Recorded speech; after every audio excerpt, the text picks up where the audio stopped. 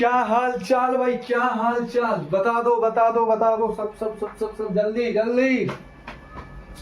क्या हाल चाल सभी के? सब ठीक है अपने अपने जगह, अपने अपने घर, अपने अपने स्थान, अपने अपने जो भी है, जैसे भी है, सब ठीक है। और मैं हमेशा एक बात कहता हूँ, आपको 24 घंटा मिलता है एक दिन में, उसमें आप खेलिए, मस्ती करिए, एंजॉय करिए, पढ़िए लिखिए, सब करिए।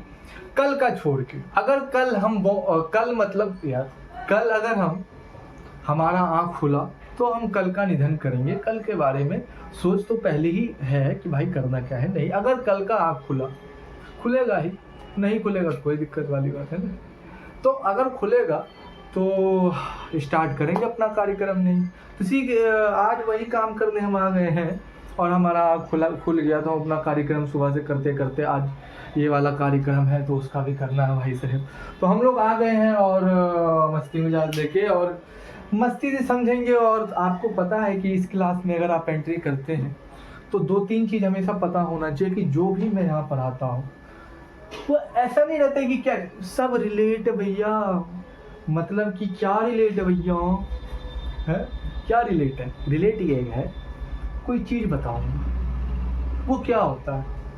अब जैसे वही चीज़ है, एक बाल्टीन लिया, बाल्टीन बोलूंगा क्या कि बाल्टीन पता है ना, बाल्टीन क्या होता? अच्छा पता है ना इसकी हाइट क्या? अच्छा हाइट पता है ना क्या होती है? हाँ इतना तो पता। अब बाल्टीन में क्या करूंगा ना, मैं पानी भरूंगा। अच्छा पानी भरने के लिए क्या करना पड़ेगा? अरे नलका को ना ऐसे तरह घुमाना पड़ेगा, मतलब ऐसे तरह खोलना पड़ेगा।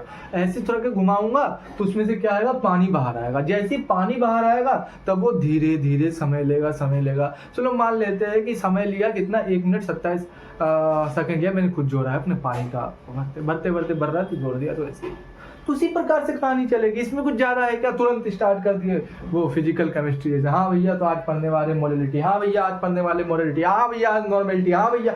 आदमी पहले ही पगला जाता है। ये कौन सी मास्टर बाप पगला गेलो है साला, जितना घर के सोल्यूशन ना हो उतना सॉल्वेंट निकाल दे लो है। तो ये सब चीज़ हो जाता है, कोई बात नहीं। यहाँ वो सब गेम नहीं चलता, ये एक धीरे धीरे प्रोसेस और मज़ेदार प्रोसेस। यहाँ कोई रटना कोई कुछ नहीं है। देखो अभी तुम देखते रहना, तुम जैसे देखते रहोगे देखते छू जैसे समझ जाओगे, बोले यार ये तो कहाँ एंड, कहाँ स्टार्टिंग था, कहाँ एंड है ना। स्टार्ट करें है?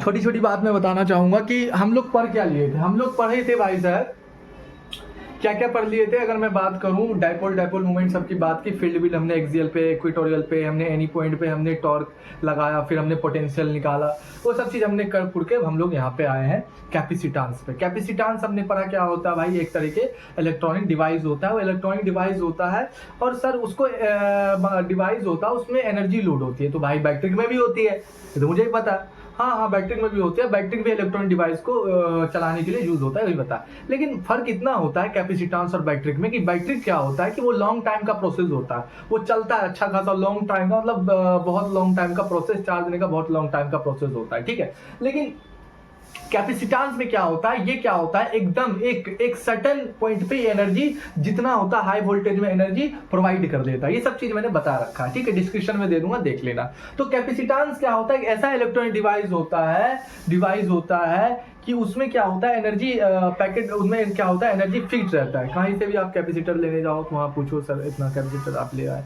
पंखे का कंडीशनर लगा लिए, तो ये सब चीज़ जाता है उसी को कंडक्टर कैपेसिटर है ना, कंडीशनर। तो वही चीज़ आता है। कैपेसिटर क्या होता है, कोई जैसे कि अब बैटरी हो गया, वो सब छोटे मोटे इलेक्ट्रॉनिक डिवाइस के लिए चलो ठीक है। लेकिन कैपेसिटर्स क्या होता है, high voltage needed electronic device, मतलब जिस इलेक्ट्रॉनिक डिवाइस को चलने के लिए हाई वोल्टेज चाहिए, उसके लिए कैपेसिटर इलेक्ट्रॉनिक डिवाइस बनाया गया। साइंटिस्ट ने ढूंढा, है ना। हम लोग कोई फॉर्मूला पढ़ते हैं तो क्यों पढ़ते हैं, एक फिजिकल क्वांटिटी हो गई, क्यों पढ़ते हैं सर? हमने देखा, फिर हमने समझा, फिर हम पढ़ते हैं। अब फोर्स हो गया, हमें कैसे पता फोर्स लगेगा, तो क्या होगा भाई साहब, मास इंटू एक्सेलरेशन चाहिए। तो देख के ही पता किया ना कि फोर्स लगाने मास इंटू एक्सेलरेशन हो जाता है। क्या मैं गलत बोल रहा हूं?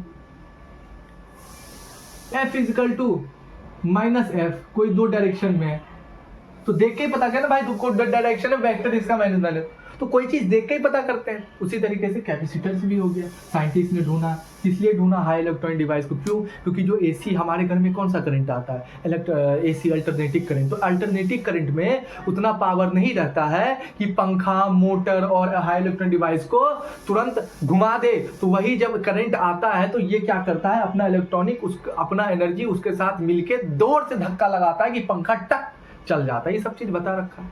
अगर कंडीशनर हटा दो अपने पंखे से, फिर चलो, आवाज आता है कि नहीं आता है?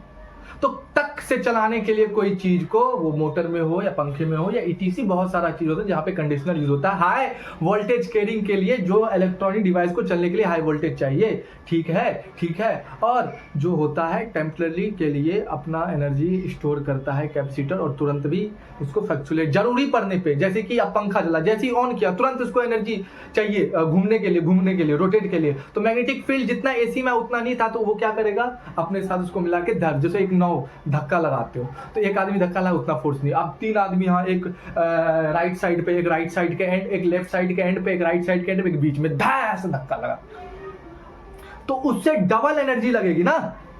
उसी प्रकार कैपेसिटर्स काम क्या करता है कि हाई इलेक्ट्रॉनिक डिवाइस को चलाने में काम करता है, रोटेट करने में। ठीक है, इतना बात हो गया। और जानना भाई और बहुत कुछ है, कैसे जाके जान लो, वीडियो से देख लेना, ठीक है। उतनी बात मैं करने नहीं आया हूँ। उसके बाद स्पेरिकल के बारे में हमने पढ़ा था, फिर हमने कैपेसिटर्स की बात की, फिर बोला कि भाई कैपेसिटर दिखते कैसे, ये तो बताओ। तो 3 तरीके के ढूंढा गया। सबसे पहला जो कैपेसिटर था वो स्पेरिकल कैपेसिटर था। स्पेरिकल ढूंढा गया, उसके बाद पैरेलल ढूंढा गया, उसके बाद सिलेंड्रिकल। स्पेरिकल जो मैंने पढ़ा था, तो उसमें जो कैपेसिटेंस आ रहा था वो कितना आ रहा था, C=4 पाई एप्सिलॉन r निकल रहा था। किसके लिए? हर के लिए, चाहे वो कोई सा भी कैपेसिटर हो, चाहे वो स्पेरिकल हो, चाहे वो पैरेलल हो, चाहे वो सिलेंड्रिकल हो, है ना, कोई सा भी हो। तो सबसे पहला ढूंढा गया था भाई साहब क्या, स्पेरिकल, कौन सा, ये स्पेरिकल कंडक्टर कैपेसिटर, वो ढूंढा गया था। तो उसके बारे में हमने समझा, सब कुछ जाना कि कैसे क्या है, कैसे चार है ना, जाना स्पेरिकल कंडक्टर क्या होता है, उसका कैपेसिटेंस निकाल 4 पाई एप्सिलॉन r सबके लिए होगा, सब कंडक्टर के लिए, सब कैपेसिटर्स के लिए यही होगा कैपेसिटेंस उसका। अच्छा, कैपेसिटेंस निकालने के लिए C=Q/V, जहां से कैपेसिटर जो होता था वो Q और V पे डिपेंड नहीं करता था। क्यों नहीं करता था? R=V/I, जहां से रेजिस्टेंस V/I, जहां एक दूसरे के प्रपोर्शनल है डायरेक्टली, लेकिन ये R जो है इन दोनों पे डिपेंड नहीं करता। ये अपना एक कांस्टेंट, ये अपना किस पे डिपेंड करता है, R=ρL/A, मतलब ये मटेरियल पे डिपेंड करता है, लेंथ और एरिया पे डिपेंड करता है, ये इस पे नहीं। तो इसी प्रकार से C/V, QC क्या इंडिपेंडेंट है अपने, ठीक है, ये सब चीज। क्योंकि आप कोई दुकान जाओ, तुम बोलो सरकार मेरे को कैपेसिटर चाहिए, या आप बोलते हो कि पंखा, कंडीशनर कैपेसिटर है ना, वही कंडक्टर सब एक ही है। सब बोलते हो कि सर मेरे को ना कंडीशनर चाहिए, कैपेसिटर चाहिए, हाँ। तो बोले कितना? बोले कि भाई साहब इतना दे दो, पंखे में लगाना तो 25, मान लो कि 25 एम्पेयर के या 15 एम्पेयर का मेरे को दे दो, ठीक है, 25 एम्पेयर 26 एम्पेयर का मेरे को दे दो भाई साहब, ठीक है, इतना दे दो मेरे को। अब ये बताओ कि उसमें जो कैपेसिटर है, तो तुम उसका कैपेसिटेंस ही निकाल सकते हो ना, किससे? C/Q/V। जितना उसमें एनर्जी है वो फिक्स्ड रहता है, वो नहीं चेंज होता भैया, वो नहीं चेंज होगा, तभी तो C इंडिपेंडेंट है। ऐसी कोई रीजन नहीं है, फिजिक्स में रीजन है तभी बताया गया है सब कुछ, ठीक है। जैसे रजिस्टेंट V और I एक दूसरे की डायरेक्टली प्रपोर्शनल है। R=V/I, R डिपेंड नहीं करता, R किस पे डिपेंड करता है, ρL/A, एरिया कोई मटेरियल होगा, मटेरियल, और L/A, ये सब पता होना चाहिए, ठीक है। तो आज हम बात करेंगे स्पेरिकल के बारे में, हमने बात करा था। अब हम बात करेंगे एनर्जी स्टोर कैसे करते हैं कैपेसिटर में एनर्जी स्टोर कैसे करते हैं कैपेसिटर में, चाहे वो स्पेरिकल के लिए हो जाए, पैरेलल के लिए हो जाए, सिलेंड्रिकल। सबसे पहले हम लोग जानेंगे, सबसे पहला ढूंढा गया स्पेरिकल, उसमें एनर्जी कैसे लोड करते हैं, ठीक है। तो उसके बारे में जानते हैं, फटाफट हम लोग इसको मिटा ले, क्या उसको मिटा देते हैं, ठीक है। अब हम लोग जानते हैं energy store in a capacitor. कौन सा कैपेसिटर? Spherical capacitor. तो भैया आज हम करेंगे एनर्जी स्टोर, ऊर्जा को स्टोर करेंगे कैपेसिटर के अंदर। अरे ब्लर आ रहा है क्या यार? अरे यार तभी से ब्लर आ रहा था बे, तुम बता नहीं सकते थे क्या बे? तुम कैसे बताओगे, लाइव थोड़ी ना। ठीक है चलो कोई नहीं। Energy store in a capacitor in spherical, कौन सा कैपेसिटर? स्पेरिकल, ठीक है। मान लेते हैं ये मेरा हो गया कौन सा? Spherical capacitor. अब मुझे इसमें एनर्जी लोड करनी है, मतलब चार्ज लाना है, तो कहां से चार्ज लाते हैं भाई? या इन्फिनिटी से पढ़ते हुए आ रहे हैं, कौन सा? Q net plus. तो इन्फिनिटी से हमने चार्ज लाया, पहले एक चार्ज में लाऊंगा, ले आया उठा के यहाँ, क्योंकि एनर्जी स्टोर कर रहा हूँ। एनर्जी चार्ज नहीं होता है ना, हाँ एनर्जी स्टोर कर यहाँ से लेके यहाँ। फिर मैं एक और अब चार्ज लाया, अब जैसे ही एक और चार्ज में लाया तो कहीं ना कहीं मुझे फोर्स, मतलब कहीं ना कहीं मुझे ऊर्जा ज्यादा दिख रहा है यार। मतलब पहले के कंपेयर में दूसरे को चार्ज में लाने में मेरे को ऊर्जा ज्यादा लग रहा है। क्यों क्यों क्यों क्यों क्यों? कोई बता सकता है क्या क्यों? कोई बता सकता है क्यों? अगर मैं एक और चार्ज यहाँ से उठा के ला रहा हूँ तो इससे डबल ऊर्जा मेरे को लग रहा है। फिर मैं चार्ज उठा के लाऊं और भाई एनर्जी और एनर्जी, जैसे जैसे यहाँ पे plus plus plus plus plus plus plus charge बढ़ते जा रहा है, मेरा एनर्जी यहाँ से लग यहाँ तक के लाने में और ज्यादा पोटेंशियल बोल दिया मैंने यार। पोटेंशियल बढ़ते जा रहा है, पोटेंशियल बढ़ते, चार्ज लाते जा रहा हूँ पोटेंशियल, क्योंकि V प्रोपोर्शनल Q के। जितना ज्यादा Q मैं लाते जाऊंगा यहाँ पे उतना ज्यादा V पोटेंशियल बढ़ते जाएगा। और मुझे वर्क, मतलब कि मुझे ताकत ज्यादा लगाना पड़ेगा। मान लेते सारा चार्ज मैंने 20-30 चार्ज मैंने क्या किया, यहाँ पे सारा उठा के रख दिया। अब इसको उठा के जब मैं यहाँ रखा तो मैंने पूछा भाई इसमें वर्क कहाँ गया और कितना लगा, नहीं लगा, और कहाँ गया भाई ये वर्क तो मैं पूछूंगा ना यार। एक मिनट यार,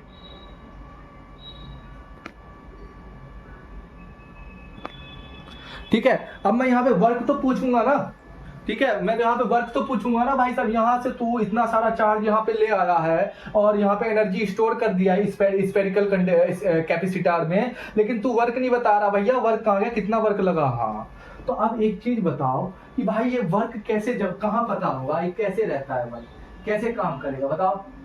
कोई बता देगा क्या? वर्क निकालने के लिए या वर्क हमने पढ़ा था, वर्क किस में चला जाता है भाई? पोटेंशियल एनर्जी के फॉर्म में स्टोर हो जाता है। तो हम यहाँ पे क्या लिखेंगे? Work done by external agent external to bring each dq element from infinity to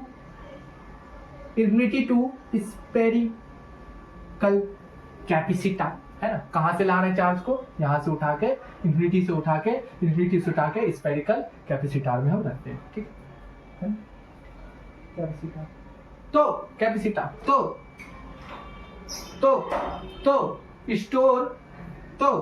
store from potential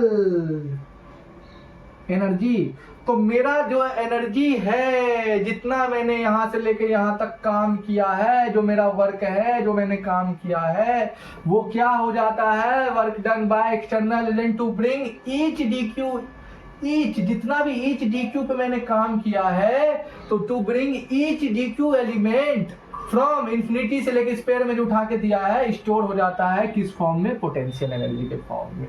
ये जो तो भाई मैंने पढ़ाया था, टॉर्क में भी पढ़ा था, तो ये चीज भूलने का नहीं। ठीक है। तो मुझे एक बात बताओ कि भाई साहब, अब ये सब तुम्हें पता होना चाहिए कि भाई C Q अपॉन में V होता है निकालने के लिए, तो V क्या हो जाएगा? Q अपॉन में C, है ना, पोटेंशियल निकालने के लिए, ठीक है? ये सब है। इसका भाई इन दोनों का पोटेंशियल बता दो, तुम इसको लगा के इसको निकाल सकते हो, कोई बात नहीं, ठीक है? अभी मुझे क्या निकालना है? जो इन्फिनिटी से मैंने यहाँ से लेकर यहाँ तक मैं चार्ज को उठा के दिया हूँ, उसका वर्क जो किस में जमा है? पोटेंशियल एनर्जी में जमा है। मैं फटाफट लिख लेता हूँ कैसे। चार्ज कहाँ से लाया भाई? यहाँ से यहाँ पे, ठीक है? तो पहला यहाँ जो एक चार्ज जो लाया हूँ, कहाँ से? इन्फिनिटी से। किसके बराबर हो जाएगा? dW अपॉन में dQ। क्या मैं गलत बोल रहा हूँ? अरे भैया तूने यहाँ एक चार्ज के लिए तेरे को क्या पता करना है, मेरा वर्क पता करना है, मान लेते हैं, ठीक है। वर्क, तो वर्क किस में जमा है, तो मैंने कहा from store from potential energy negative energy. ये सब चीज negative work done external force, ये सब चीज हमने पढ़ा था भाई 11th में अच्छे से, और हमने टॉर्क में भी अच्छे से पढ़ा था, ठीक है। तो हम लोग चार्ज, ये रहा एक चार्ज, और कहां से एक चार्ज ला रहे हैं, यहां से ला रहे हैं, तो V minus V potential equal to, निकालना क्या है, छोटा सा वर्क डन dq अपॉन में dq का जो है, ठीक है। अब निकालना क्या है भाई साहब, dw निकालना है, dw निकालना है। यहाँ क्या हो जाएगा V, यहाँ क्या हो जाएगा D, यहाँ क्या हो जाएगा Q हो जाएगा, ठीक है, कोई दिक्कत वाली बात। यहाँ पे क्या आएगा dw, अगर मैं लिखूं छोटा सा वर्क जो लगा है, V क्या हो जाता है, Q अपॉन में C हो जाता है, चार्ज हो जाता है ना Q अपॉन में C, है ना, और dq आ जाएगा, ठीक है, dq आ जाएगा। अब ये फॉर्म मेरा आ रहा है कि क्या जो एजेंट फोर्स लगाया था तक यहाँ से लेके यहाँ तक जो मैं चार्ज को जमा कर रहा था, तो उसमें कहीं ना कहीं मेरा बार बार क्या हो रहा था, पोटेंशियल चेंज हो रहा था। यहाँ से एक चार्ज दिया, यहाँ जमा कर दिया, चलो यहाँ से एक चार्ज दिया, यहाँ से जमा, कुछ पोटेंशियल आ गया, यहाँ से फिर चार्ज, फिर पोटेंशियल बढ़ गया, यहाँ से फिर अरे बार बार पोटेंशियल बढ़ रहा है यार, यहाँ से ज्यादा करो तो ज्यादा पोटेंशियल, यहाँ से कम, यार बार बार कर रहा तो यार मैंने कहा सांप भी घुसाना पड़ेगा यार, मैं यहाँ से सांप लगा दूंगा भाई, यहाँ पे सांप लगा दूंगा, तो सांप लगा के ही करना पड़ेगा ना भाई, इंटीग्रेशन करना पड़ेगा भाई सर तुम्हें। गलत बोल रहा हूँ क्या? अब लिमिट लगा दो भाई, जहां से तुम निकाल लो, जहां तक निकाल दो भाई सर, जहां से जहां तक तुम्हें निकालना है भाई सर, है वो कर दो। बताओ कोई दिक्कत वाली बात होनी। हमारा जो W एक्सटर्नल ही टोटल जो फोर्स आता है एक्सटर्नल कितना आता है, 1 अपॉन में C, okay okay okay, Q का स्क्वायर और 2, और जहां से लेके जहां तक तुम्हें निकालना है। गलत बोल रहा हूँ क्या? अब कुछ करते हुए मेरे को दिखेगा कि इसमें अपन ने कौन सी किया है, Q का स्क्वायर अपॉन में 2C, क्या यही होगा भाई साहब? चेक करो थोड़ा सा, 2C है, W एक्सटर्नल क्या हो जाएगा, Q का स्क्वायर अपॉन में 2C। तो ये निकल गया मेरा वर्क डन, जितना मैंने यहां से लेके यहां तक लगाया था चार्ज को लाने के लिए, ईच चार्ज को लाने के लिए मैंने यहां से लेके यहां तक जितना वर्क लगाया था, जो पोटेंशियल एनर्जी में जमा था, उसको हमने निकाला V, जो यहाँ चार्ज है ये जहां से ला रहे हैं, ठीक है। तो dw छोटा सा d मतलब छोटू सा है, ये सब डिफरेंस है, dw अपॉन में dq इक्वल टू dw निकालना है तो v dq आ जाएगा, ठीक है। और dw इक्वल टू v का क्या होगा, potential difference, c equal to q upon में क्या होगा, v होगा, तो v क्या हो जाएगा, जैसे कि यहाँ पे q गया, यहाँ पे q अपॉन में c आ गया, तो यहाँ से v क्या हो जाएगा भाई साहब, q अपॉन में c हो जाएगा, ठीक है। तो यहाँ पे क्या आ गया, q अपॉन में c हो गया, ठीक है, dq, और 1 अपॉन में c हो जाएगा, तो ये क्या हो जाएगा, q का स्क्वायर q अपॉन में 2 हो जाएगा, ठीक है। उसके बाद जब हमने टोटल हमने चेक किया कि फाइनल आंसर क्या हुआ, तो w यहाँ पे लिख देता हूँ अच्छे से, w एक्सटर्नल जो फोर्स लगा है मेरा टोटल चार्ज को यहाँ से यहाँ लाने में, q का स्क्वायर अपॉन में 2c, ये हो गया भाई तुम्हारा स्पेरिकल कैपेसिटर्स के लिए, पैरेलल कैपेसिटर्स के लिए, या सिलेंड्रिकल कैपेसिटर, सबके लिए वर्क डन यही होगा भाई सब। देखिए कोई दिक्कत आ रहा है क्या, कोई दिक्कत आ रहा है क्या? देख लो थोड़ा सा, energy store in a capacitor, वो कोई भी कैपेसिटर के लिए हो, energy store in a capacitor, उसमें जो वर्क लगा है टोटल एनर्जी यहां से लेके यहां तक करने में, जमा करने में, W इक्वल टू क्या हो जाएगा, Q स्क्वायर अपॉन में 2C। C क्या है भाई, C क्या है, बताओ बताओ बताओ, C क्या है, कैपेसिटर भाई। और चार्ज जहां जमा किए हो किसमें, कैपेसिटर्स के अंदर, ठीक है। ये मिल जाएगा वर्क जो जितना लगा है कैपेसिटर, चाहे वो स्पेरिकल हो, चाहे पैरेलल हो, जाए सिलेंड्रिकल हो। समझ में आया? अच्छा कोई दिक्कत तो नहीं आ रहा समझने में, ये फॉर्मूला और जो पुट पार्ट इंटीग्रेशन क्या, इसमें कुछ दिक्कत तो नहीं आ रहा, कैसे वर्क डन एक्सटर्नल लगा, नेगेटिव क्यू पोटेंशियल में चेंज हुआ, ये सब चीज पता है ना आप लोगों को? चलो मैं उम्मीद करता हूँ, ठीक है भाई, आगे आ गया, कोई दिक्कत। Conductor and carrying a Q charge, भाई मुझे